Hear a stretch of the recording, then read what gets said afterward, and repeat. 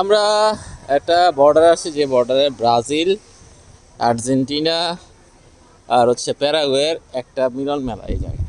ঠিক আছে, অসাধারণ সুন্দর একটা জায়গা, যেখানে হাজার হাজার টুরিস্ট আসতেছে রেগুলার বেসিসে। আমরা এখন বর্তমানে আছি আর্জেন্টিনার পাশে, তার পাশে ওই পাশটা হচ্ছে ব্রাজিল আর এই পাশটা হচ্ছে প্যারাগুয়ে। বাম দিকে প্যারাগুয়ে, ডান দিকে হচ্ছে ব্রাজিল।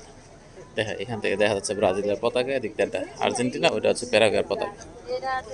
ও এই কি সুন্দর! ওই যে ওখান থেকে মাল পার করতেছে, যেটা কিনা বলা হয় যে প্যারাগুয়ের থেকে কোনো কেউ কিছু কেনাকাটা করলে এটা আর্জেন্টিনা আসে এই পথেই। ঠিক আছে, কারণ ট্যাক্স না তাইলে কাটা অনেক টাকা। এটা হচ্ছে আমার মহারাজ। কি করছেন আব্বা? কি করছে? ঠিক আছে, আমার আরেক ফ্যামিলি কই গেল?